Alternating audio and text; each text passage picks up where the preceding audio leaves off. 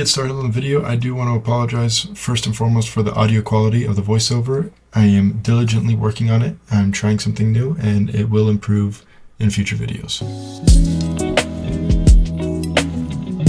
Welcome everyone to DVD Crafts.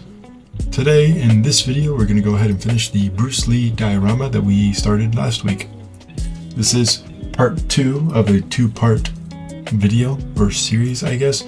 And both videos will be in a playlist together, even though they are a week apart from each other. So to start this week, we're going to go ahead and make a terrain paste using some plaster, water, Mod Podge, and sand to create our gravelly terrain paste. From the reference images that I could find, this is, from my best guess, gravel road or path that Bruce Lee is doing the flying ninja kick over. So we're going to go ahead and create that and slather it all over, not worrying really about how perfect it seems with that plaster that's creeping up the walls there, because it's going to end up covered up anyway. And while it's still wet, I'm going to go ahead and add some ballasting as well as some normal sand just to give it a little more depth and physical texture, or 3D texture, rather than just what's in the plaster.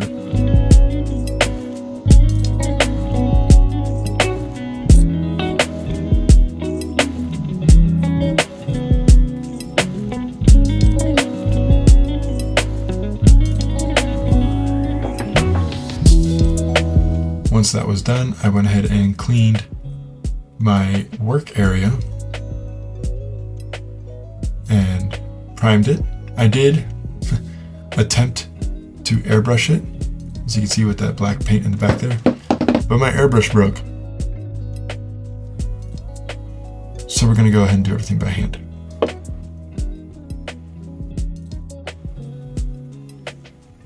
I think by this point in the video, in the making of this, I didn't get a lot of time to work on it. So I ended up, at least not a lot of time during the day. I ended up staying up till 3 o'clock doing this, and then the next night till 5 in the morning. So I was becoming delirious with it. But as you can see here, it's primed all gray. The first quadrant that you saw getting painted, the walls and the floor were painted more of a warm gray, and the floor of the wood paneled room was also painted a more warm toned gray. In this room, going ahead and doing a black wash because it is a warehouse sort of area. Here I added some brown and that sky blue for the ground texture and for the sky. And I'm going to go ahead and add some flocking and some clump foliage to help cover up the plaster that creeped up the walls. This is actually the first completed room, because it is just a warehouse with a bunch of boxes and a barrel. So with what I'm doing here, I'm representing that. I'm not doing floor to ceiling boxes, but we are representing it with these boxes here. And with these items, the set dressing glued in, it is complete. Again, of course, gluing the barrel down with the join in the polystyrene to the back. And this is pretty much all based. This room is going to be quite simple with the flooring and with that hole there. I'm going to use a decal for the floor.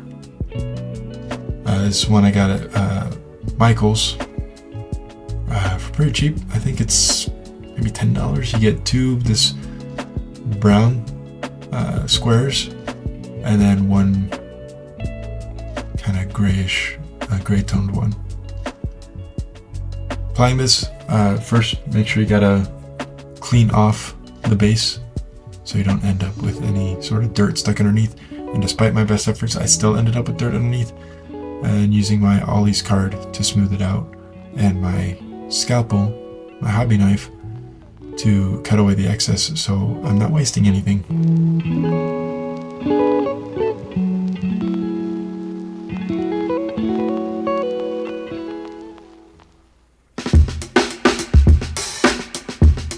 This room here, I'm going to go ahead and touch up the walls and also add this kind of bluish gradient. I'm going to show the reference right here in the top right corner, and that's kind of what I'm going off of. As far as I can tell, it's dirty, and we're also going to do a wash on the floor to help give it sort of that little dirty texture, that dirty look. But the panels right there where the grids are sitting, those are going to stay pristine white because as far as I can tell, those are windows on the actual set. So getting started here, I'm mixing up a teal and a teal wash with a drop of white and some airbrush thinner. It was, I think, 2 in the morning when I was doing this, and I didn't want to use a sink to get water in fear of waking up my 1-year-old. So I used some airbrush thinner instead to make this sort of diluted, not quite wash, sort of wash. And then using that white on the palette there to wet blend it into the rest of the wall. And honestly, this ended up, in terms of the painting, being the part of the diorama I was most proud of. It was my first time really wet blending, and I had a whole plan of how to do this with the airbrush, but like I said, it broke, and my Hobby Lobby stopped selling airbrush parts. And in terms of finding airbrush parts, I gotta find a store that sells airbrush parts.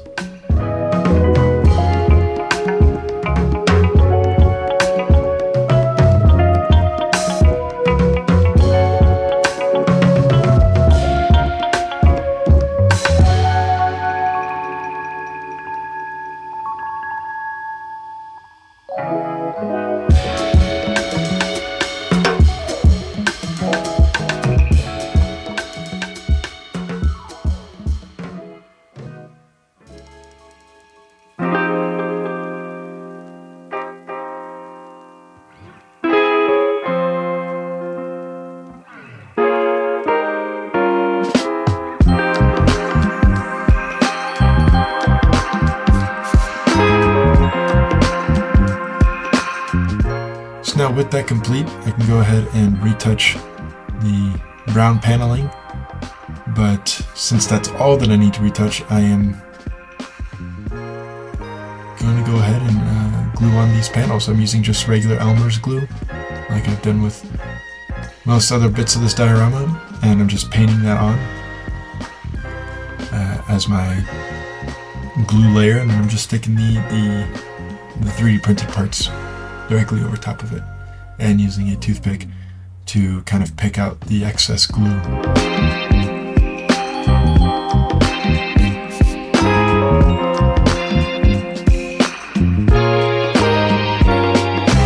As I mentioned previously, I did run out of time this week to make this during the day. So I did most of it at night. I did actually pretty much all of it at night, which is also why this video is late. I was posting regularly on Wednesdays.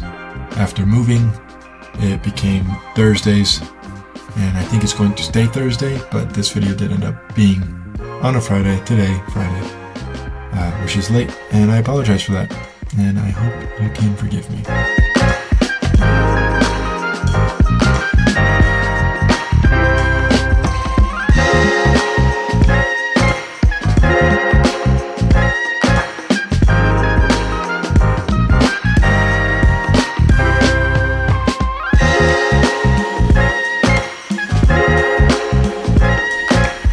Those sections done, we're moving on to the simple section, the simplest of sections. I painted the wheelie do, primed and painted it. It's going to be fixed right there. It is the simplest room because of all the intricate details, and like I said, this is meant to enhance the figures, not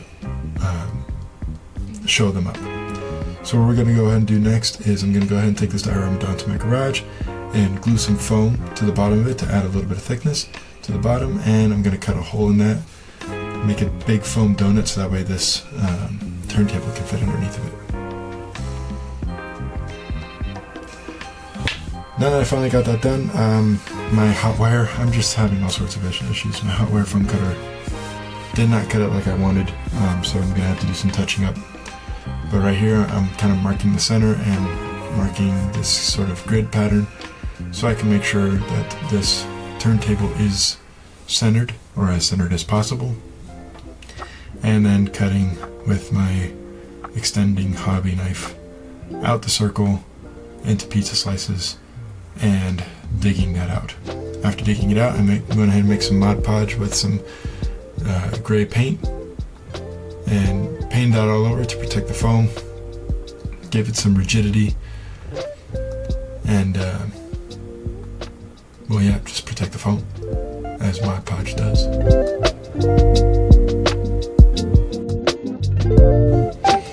After the Mod Podge, I did take some polystyrene sheets and cut them into strips so that I can make a cleaner rim for the diorama. I did leave some gaps in areas around the donut, so I filled that in with some plaster as well, just to help give it a little more rigidity. And for the polystyrene, I used some double-sided tape and some half-inch strips to hide the seams and stick it all together. And after that, I went ahead and painted the rim of it black, and I painted the edges of all the walls black. I touched up whatever paint needed to be touched up, and with that, let's move to the glamour shots.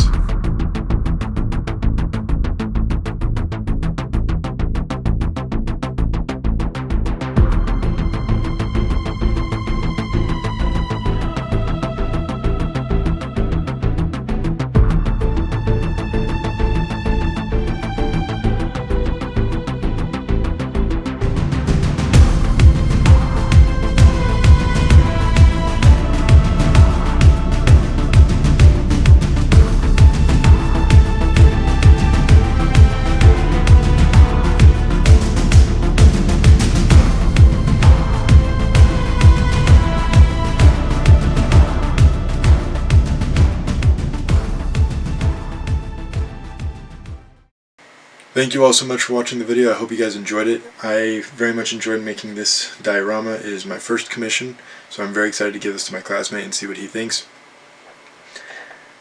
If you didn't watch part 1, there will be a card up in one of the corners, so you guys can click on it, and then it'll also be on the end screen as well. Make sure you guys check that out to see how the build came together, and also to check out the giveaway announcement. I will be giving away either of these two dioramas, the one with the hill for first place, one without for second place. They're both dioramas I sell on my Etsy shop, and that previous video, part 1, is how you can enter into the giveaway. Just like the video and comment down below which one of my projects has been your favorite so far. I will be announcing the winners next week, so I hope you guys stick around and find out if you're a winner next week. Have a great and wonderful day wherever you are in the world, and I'll see you on the next one.